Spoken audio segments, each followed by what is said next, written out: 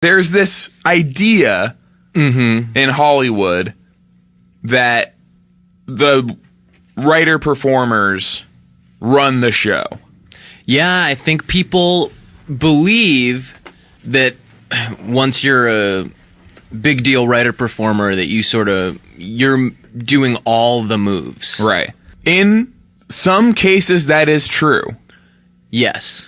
But I can think of 2 cases where it's true. yes, I don't want to name any names, but there are a couple of examples where that is the case. But, not to do a little myth busting, the truth about Hollywood is it's run mostly by 10%eries.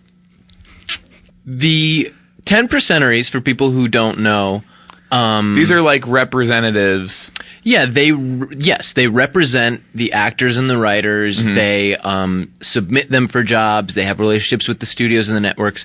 And a lot of young actors go, well, how do I get a 10%ery on my side? And which 10%ery is the right one for me?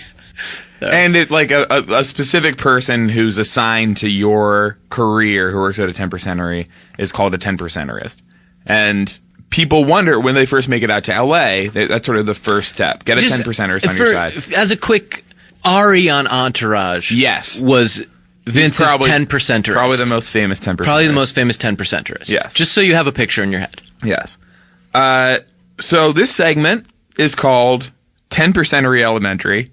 It's where we school you.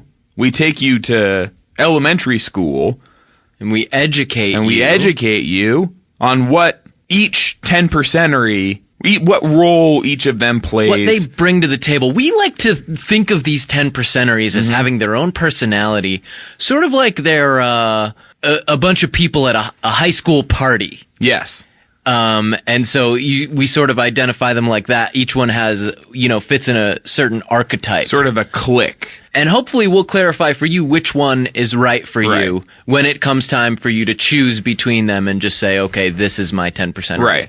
They're, as far as we're concerned, and I think as far as everyone concerned, and I think the fact is that there are 3 10%eries in Hollywood. There are 3 that I know of. There may be some independent sort of people fleecing people, outside of that. But, yes.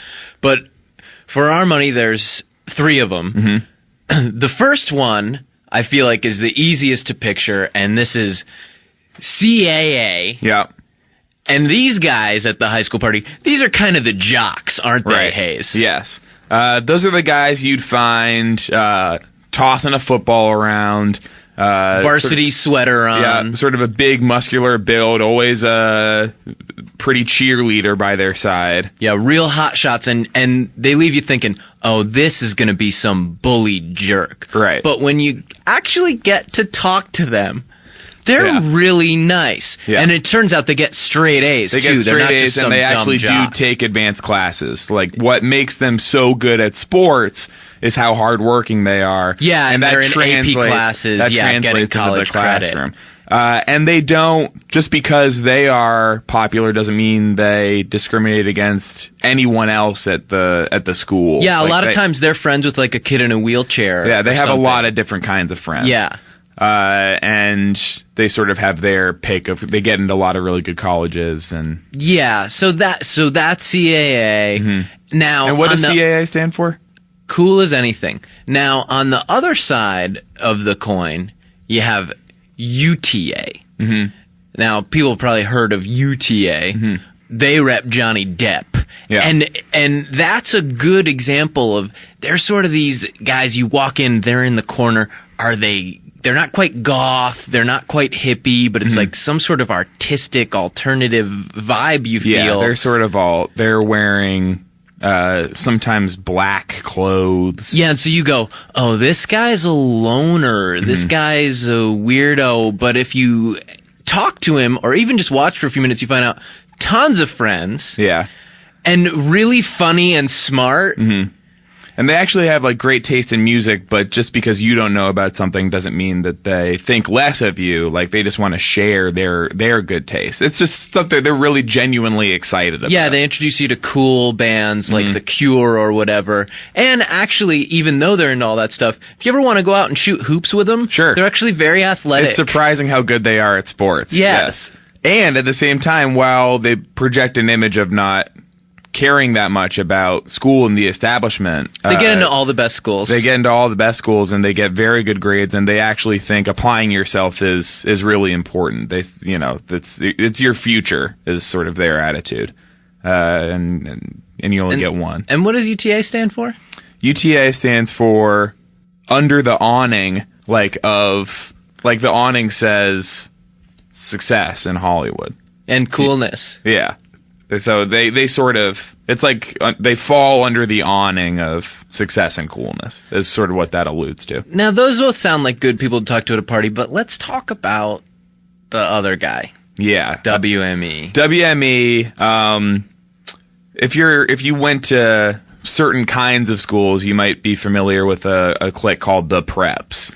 Okay. Those are the guys with a pastel sweater tied around their shoulders, like shorts with little whales on them.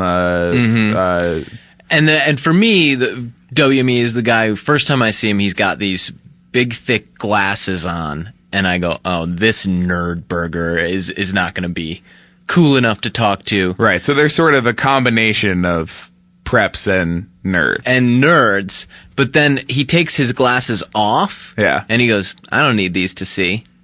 Right. I was having a goof. And I go, that's funny. And cool and smart. Yeah. And then I realize, oh, this guy actually is great at sports. He listens to like top 40 music, but he knows which songs are good and which songs are trash. Right. And just because he's rich doesn't mean that he's weird about money or anything. No. He's totally grounded and not Ton of spoiled poor at friends. all. And his girlfriend is very attractive, but also really nice. Yeah. Sweetheart. Does like volunteer stuff. So that's sort of a breakdown. You get an idea of it, just like in high school, not everyone's the same. And so, what clique are you in? Right. Are you with the cool, funny, smart, athletic, popular agency? Or like the really smart, nice, good at sports? Or like just sort of the all around? Yeah, the like well-rounded one. Right. And that's WME, which stands for Wonderful Men Every Day. And so, yes. And so when you move here, knock on the door that makes the most sense to you. And people sometimes ask, like, well, when I was in high school, there were like some guys, like a bunch of like bullies and like poor kids and guys that like got bad, like burnouts and druggies and stuff.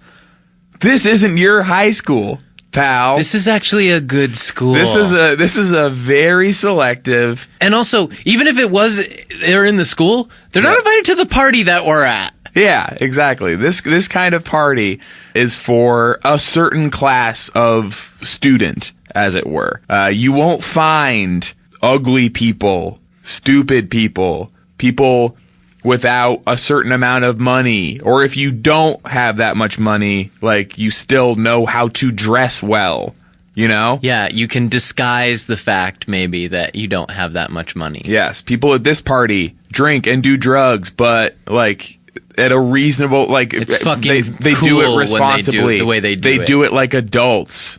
This isn't whatever experience you think you've had that relates to this.